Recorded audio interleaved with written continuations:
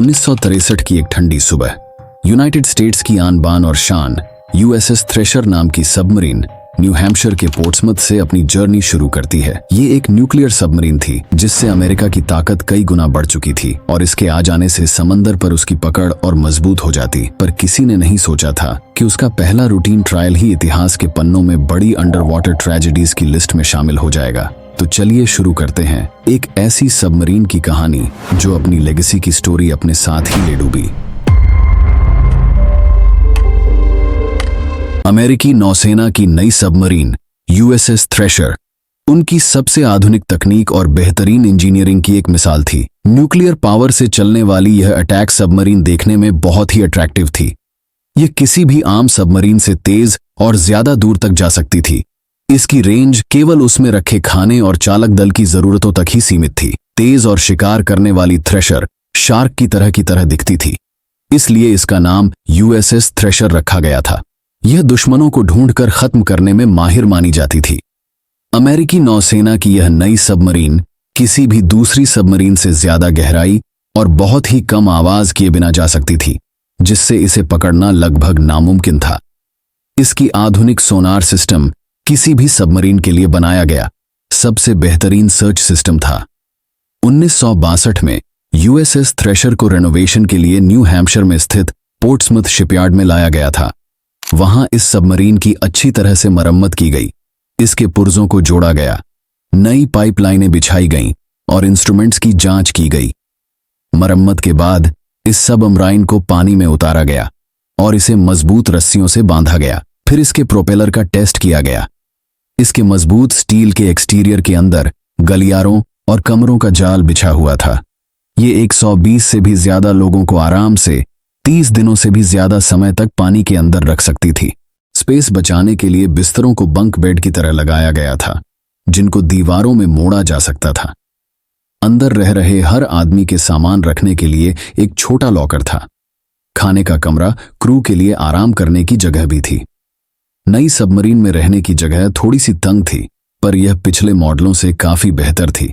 Commanding officer के कमरे में सिर्फ एक छोटी सी डेस्क और टेलीफोन था, लेकिन कंट्रोल रूम में लगी हुई तकनीक उस वक्त सबसे बेहतरीन मानी जाती थी। केवल एक व्यक्ति ही सारे बटनों को दबाकर पूरी सबमरीन को चला सकता था। ऑटो पायलट पर यह सबमरीन अपनी गहराई और दिशा बनाए रख सकती थी। यूएसएस थ्रेशर को देखकर ऐसा लगता था कि इसे कोई तोड़ नहीं सकता और यह कभी खराब नहीं हो सकती।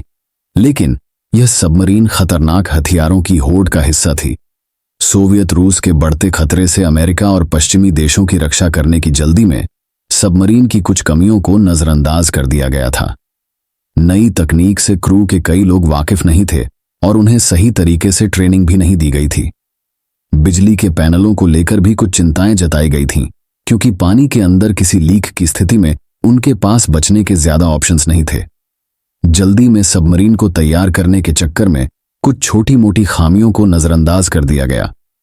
9 अप्रैल 1963 को सुबह 3 बजे जहाज के इंजीनियरों ने उसका रिएक्टर चालू कर दिया।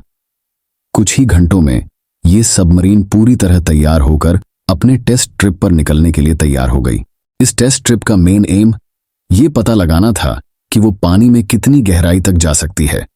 इस सबमरीन के साथ एक और जहाज यूएसएस स्काईलार्क भी था, जो समुद्र की गहराई में जाने पर थ्रेशर से संपर्क में रहता।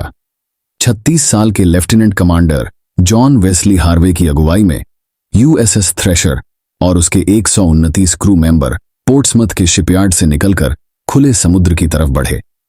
जब ये दोनों जहाज समुद्र में मिले तो जॉन हार्वे ने गोता लगाने की प्रक्रिया शुरू कर दी।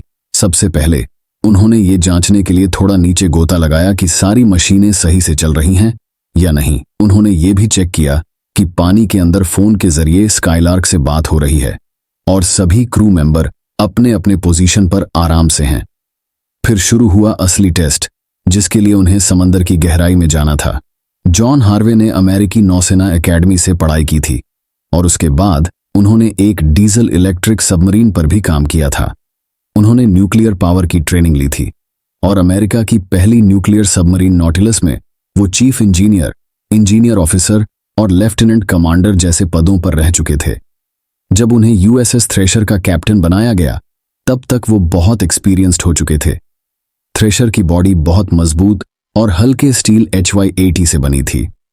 ये स्टील 1300 फीट तक की गहराई में जा सकती थी और 80,000 पाउंड प्रति स्क्वायर इंच के प्रेशर को सह सकती थी। ये अमेरिका की पहली ऐसी सबमरीन थी जिसे इस स्टील से बनाया गया था और अमेरिकी नेवी ये देखना चाहती थी कि ये कितना अच्छा काम कर सकती है। जब हार्वे पहला गोता लगाने के बाद थ्रेशर सबमरीन को वापस ऊपर ले आए तो उन्होंने स्काईलार्क को ऑर्डर दिया कि वो केप कोड से 200 मील दूर उनसे मिले। थ्रेशर का क्रू फिर से पानी के अंदर चला गया और हर आदमी अपने काम में लग गया। जहाज में कई टोटल 129 लोग सवार थे, जिसमें कई अनुभवी और नए लोग सवार थे। साथ ही 16 आम नागरिक भी थे। अगले दिन 10 अप्रैल को सुबह 6:35 पर USS थ्रेशर समुद्र की सरफेस पर वापस आई। वह स्काईलार्क से 10 मील की दूरी पर थी। दोनों जहाजों के बीच कम्युनिकेशन जारी रहा और हार्वे अब तक हुई प्रोग्रेस से काफी खुश थे। हालांकि स्काईलार्क की जिम्मेदारी थी कि वो थ्रेशर के काम को देखे, लेकिन अगर गहराई में थ्रेशर के साथ कुछ गलत होता तो वह ज्यादा कुछ कर नहीं सकती थी। स्काईलार्क में एक रेस्क्यू चेंबर था जो 850 फीट नीचे तक जा सकता था, लेकिन थ्रेशर को 1300 फीट पर काम करना था। इस रेस्क्यू चैम्बर का इस्तेमाल केवल एक बार पहले 1939 में 250 फीट पर परेशानी में फंसी एक सबमरीन के लिए किया गया था, जिसमें 33 लोगों को बचाया गया था। थ्रेशर लहरों के नीचे अंधेरे में अपनी टेस्ट डाइव के लिए जाने लगी। इस सबमरीन ने पहले भी 40 बार 1300 फीट तक सक्सेसफुली डाइव किया हुआ था, लेकिन इस बार कुछ अलग होने वाला था। जैसे ही सबमरीन नीचे गई, हार्वे ने स्काईलार्क के साथ बातचीत जारी रखी।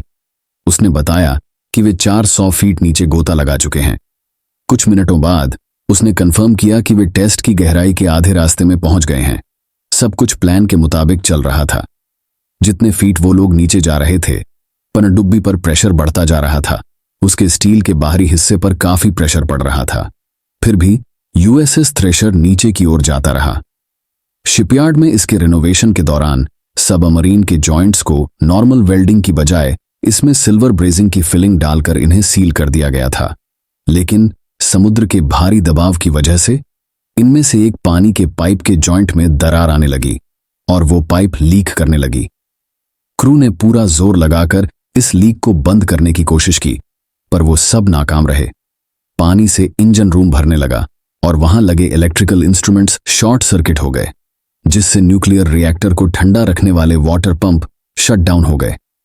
एक क्रू मेंबर दौड़कर हार्वे के पास गया और सिचुएशन के बारे में जानकारी दी। हार्वे को पता चल गया था कि ये अच्छा साइन नहीं है। उन्होंने जल्दी से अंडर वाटर टेलीफोन उठाया और स्काईलार्क को मैसेज भेजा कि उन्हें कुछ दिक्कत आ रही है, लेकिन ये दिक्कत क्या थी उन्होंने नहीं बताया। हार्वे ने फैसला किया कि उन्हें जल्दी से सरफेस पर वापस जाना होगा। हार्वे ने फिर से उपकरणों की जांच की। सबमरीन में लाइटें झलकने लगीं, बिजली जा रही थी, मेन स्टीम वाल्व बंद हो गए थे और मुख्य कूलेंट पंप भी काम नहीं कर रहा था। जब सबमरीन बंद हो गई तो स्टीम बंद हो गई, जिससे वह ऊपर नहीं जा सकती थी। अब सबकी जान बचाने के लिए उनके पास आखिरी इमरजेंसी प्रोसीजर बचा था। ये था ballast water blow up method. ये एक ऐसी प्रोसेस है जिसमें हाई प्रेशर वाली हवा को बैलेस्ट टैंकों में डाला दिया जाता है ताकि पानी प्रेशर से बाहर निकले और पनडुब्बी हल्की होकर ऊपर सतह पर आ जाए। 9:13 पर स्काईलार्क ने सोनार पर ब्लोअप की आवाज सुनी, पर आवाज से पता चला कि यह प्रोसेस सक्सेसफुल नहीं हो पा रही थी। इसके पीछे भी एक रीजन था। जब हाई प्रेशर हवा को बैलेस्ट टैंक में भेजा जाता है तो ये हवा इतनी ठंडी हो जाती है कि ये पाइप के अंदर बर्फ जमा देती है। पर यह कोई दिक्कत नहीं थी, क्योंकि तेज हवा का प्रेशर अंदर जमने वाली बर्फ को भी अपने साथ क्लियर करता जाता है। लेकिन पाइप सिस्टम में टेम्पररी स्ट्रेनर्स का इस्तेमाल किया गया था, जो वाल्व की प्रोटेक्शन के लिए यूज किए गए थे, जिसने टेस्ट डाइव से पहले रिमूव किया जाना चाहिए था, पर ऐसा नहीं किया गया। समुंदर में हम जितनी गहराई में जाते हैं, दबाव उतना बढ़ जाता है, जिससे बैलेस्ट वाटर निकालना उतना मुश्किल हो जाता है। सुबह 9:15 बजे हार्वे ये जानकर परेशान हो गए कि सबमरीन टेस्ट डेप्थ से 900 फीट नीचे जा चुकी थी। उसने जल्दी से स्काईलार्क के लिए रेडियो किया, लेकिन उसका मैसेज क्लियर नहीं था। लाइन कट कर रही थी। स्काईलार्क के स्टैनली हैकर फोन पर थे। वो समझने की कोशिश कर रहा था कि क्या संदेश आ रहा है। उन्होंने 900 नॉर्थ शब्द सुना, मतलब थ्रेशर 1300 फीट की टेस्ट डेप्थ से 900 फीट नीचे जा चुकी थी। ये सबमरीन के लिए बहुत खतरनाक गहराई थी। इतनी गहराई पर प्रेशर झेलना सबमरीन के लिए मुश्किल था।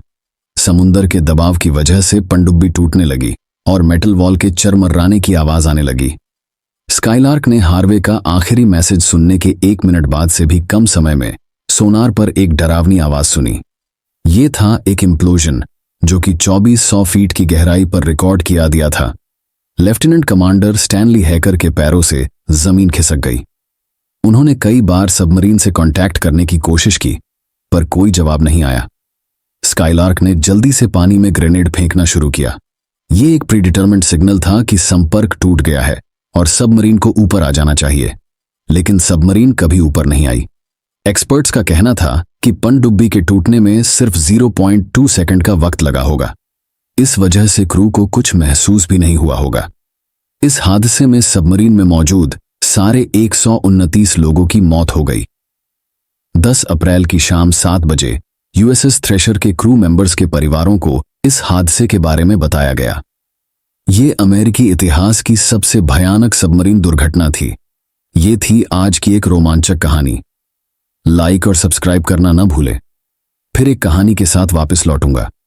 मैं आपका साथी नकाबपोश।